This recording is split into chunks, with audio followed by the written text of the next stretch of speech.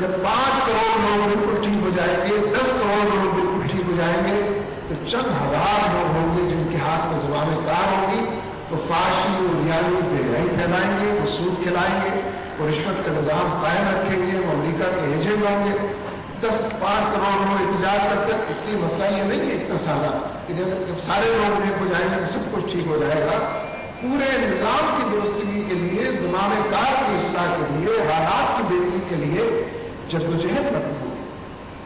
اور اگر بغیر جدوجہد کے صرف تعبیر سیرت اور تزکیہ نفس سے یہ کام ہوتا تو سب سے پہلے نبی صلی اللہ علیہ وسلم کے زمانے میں نہ آپ کے دلدار مبارک شہید ہوتے، نہ آپ کو غزوہ احد میں اس کیفیت سے دوچار ہونا پڑتا کہ آپ بتا رہے ہیں کہاں ہے میرے صحابہ،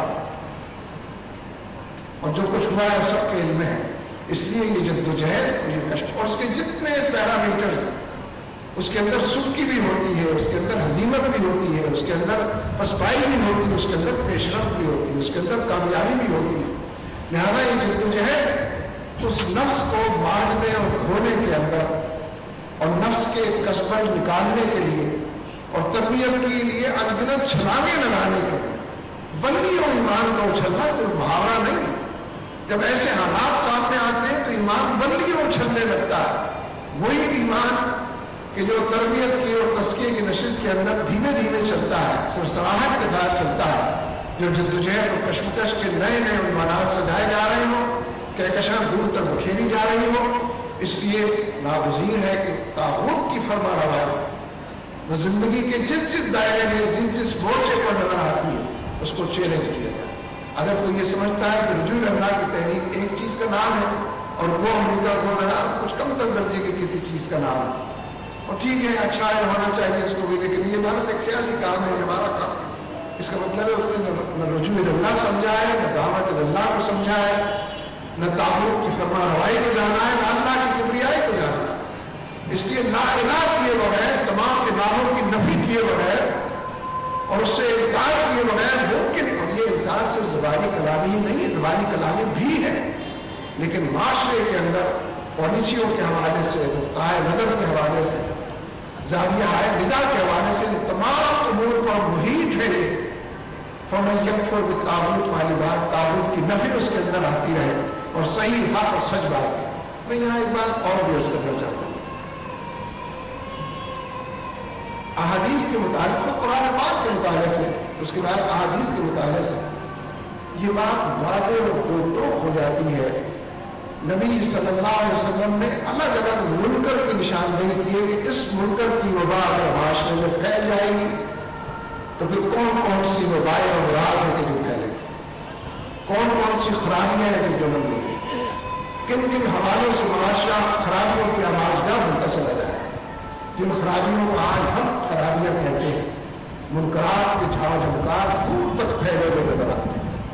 ان کی آمدش بھی دور تک نظر آتی ہے۔ اسی لیے میں ایک حدیث تو سنا بھی دیتا ہوں اس حوالے سے۔ حضرت عائشہ صدیقہ رضی اللہ تعالیٰ عنہ بیان فرماتی ہے کہ نبی اکرم صلی اللہ علیہ وسلم گھر میں داخل ہوئے، میں نے آپ کے چہرے انور کو دیکھ کر یہ سمجھ لیا کہ آپ کچھ کہنا چاہ رہے ہیں، اور قریب آپ کی زبان مبارک سے کوئی کلمات ادا ہونے جا رہے ہیں۔ فرماتی ہے کہ بالکل متوجہ ہو گئی کہ دیکھیں آپ کیا ارشاد فرماتے ہیں، لیکن آپ نے خاموشی کے ساتھ داخل ہو کر وضو فرمایا اور خاموشی کے ساتھ اپنی مسجد کی طرف نکل، مسجد نبوی کی طرف۔ فرماتی ہے کہ میں نے تو چہرہ پڑھ لیا، مجھے تو یہ بات نظر آ گئی تھی جب آپ ارشاد فرمائیں، میں مسجد کی دیوار سے کان لگا کر کھڑی ہو گئی کہ سنو اب نبی صلی اللہ علیہ وسلم کیا ارشاد فرمایا۔ آپ مسجد میں داخل ہوئے،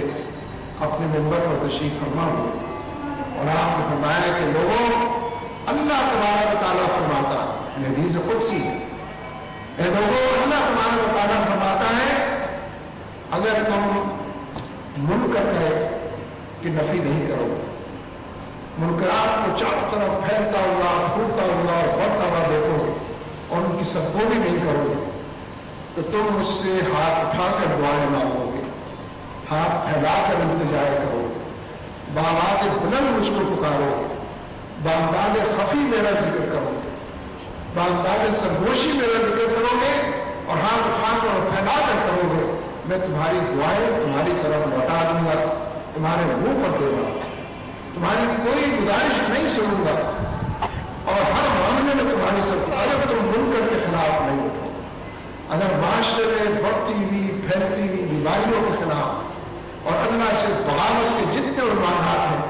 اس میں تم سنو بکم ہو جاؤ،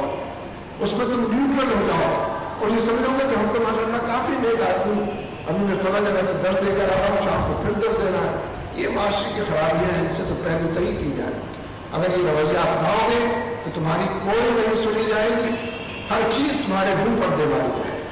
حضرت عائشہ صدیقہ رضی اللہ تعالیٰ عنہ فرماتی ہیں کہ بس نبی اکرم صلی اللہ علیہ وسلم نے اتنی ہی بات ارشاد فرمائی اور اپنے منبر سے اترا، کس قدر جامع تھا، کتنا انذار تھا اس کے اندر پہلے، کتنے بڑے پیمانے پر ڈرامہ، کتنے بڑے پیمانے پر انسانوں کے نیک اعمال کے بھی ہواؤں کے اندر تحریر ہو جانے کا تذکرہ۔ اس لیے جو وجود اللہ کی تحریر جب آپ چلاتے ہیں، آپ منکر کے حوالے سے بات کریں گے، طاغوت کی فرما روائی کے حوالے سے بات کریں گے، جس کو عام فہم الفاظ میں سیاسی تجزیہ کہتے ہیں، جسے عام فہم الفاظ کے اندر وقت اور حالات کے اوپر تبصرہ، یہ سب آپ کریں گے لوگوں کے ذہنوں کو بدلنے کے لیے، ان کی سوچ کو بدلنے کے لیے، ان کی زندگی کی ترجیحات کو تبدیل کرنے کے لیے، مادہ پرستی کے طوفان کا مقابلہ کرنے کے لیے ایک بھرپور تحریک، جس طرح دین بھرپور، اس کے ہر حوالے سے ہر تعلیم کو باشگاف کرنے کے لیے ان تمام چیزوں کو میدان پر کرنا ہے۔ میں یہ چاہتا ہوں، پتہ نہیں کہہ سکوں گا یہ بات کیا کہنی مجھے آئے گی یا نہیں، لیکن آپ تو ماشاءاللہ زیرک ذہین لوگ ہیں، اشاروں کو بھی پا لیتے ہیں، کہ جب یہ 10 دن گزرے تو اس طرح سے اللہ تعالیٰ اس 10 دنوں کو گزارنے کی توفیق دے کہ 10 دن کے بعد طبیعت اور مزاج بآسانی اس کا فیصلہ کر سکیں کہ ہم کچھ آگے تو بڑھیں۔ ہماری ایک مشکل یہ ہمیں درپیش ہے، اب وقت میں آ پڑی ہے سخن مستمرہ بات، ہماری ایک مشکل ہمیں درپیش ہے کہ ہم نے انتخابات کو تبدیلی کا واحد ذریعہ سمجھ لیا۔ انتخاب ایک پیمانہ ہے بعض چیزوں کو ناپنے، انتخاب ایک ذریعہ ہے لوگوں کے دلوں میں دستک دینے، اپنے موقف کو بیان کرنے، لوگ سننے کے لیے تیار ہوتے ہیں، اپنا پیغام، اپنی دعوت، اپنا موقف لوگوں کو بیان کیا، لیکن انتخاب کل کا کل نہیں ہے کہ ہماری دعوت لوگوں نے مسترد کر دی، ہمارے پیغام سے وہ موڑ دیا، سارے لوگ جہنمی بھی ہو گئے ہیں، جن بڑی تفسیر لوگ کر رہا ہے۔ انتخاب جو ہے اس کو تسلیم کرنا چاہیے، لیکن جو نہیں ہے وہ چادر اس کو نہیں اڑانا چاہیے، وہ غازہ اور پاؤڈر اس کو نہیں لگانا چاہیے۔ یہ بھی حسب میں تجزیے اور تبصرے اور معلومات کے دائرے میں ہمارے علم کی بات رہنی چاہیے۔ میں کسی کے خلاف بات نہیں کر رہا ہوں، پولیس پایا گیا ہے تو اس کو اسی طریقے سے اس کو یہ خبر کے لیے نہیں ہے بات۔ اب آپ دیکھیے کہ عمران خان جیسے بھلے آدمی نے بھی پنڈی میں قبضہ مافیا کو الیکشن لکھا، بہت بڑا قبضہ مافیا، اور اس سے پہلے جو جب اکیلا کھڑا ہوا تھا جتنے ووٹ اس نے لیے تھے اس سے کم ووٹ لیے، یہ عمران خان کے موقف کے تو ووٹ نہیں تھے۔ اور کسی نے میں نے خود اس کو سنا ہے چینل میں، اس سے پوچھ بھی لیا کہ خانہ آپ باتیں تو بہت اچھی کرتے ہیں، کہنے چور کم کر دیتے آپ سامنے، کیا کیا آپ نے کبھی؟ اس نے کوئی تعریف کی اس کی کہ جیسا ہو گیا تھا ویسا ہو گیا۔ یہ جو لاہور میں ان کا کینڈیڈیٹ تھا، ظاہر ہے خاندانی طور پر جلدی پشتی الیکشن لڑنے والے لوگ مہاراج کا بیٹا تھا، اس کی تو جیل میں 10-15,000 ووٹ ہوتے، اس کو آپ نے ٹکٹ دے دیا تھا، اس کو پھر بھی وہ سارے ووٹ نہیں ملے۔ یعنی جو حقائق ہیں زمینی سامنے تو رہنے چاہیے۔ کس سے یہ بات مخفی ہے کہ جن کو دن بھر لوگ گالیاں دیتے ہیں ان کو ووٹ بھی دیتے ہیں،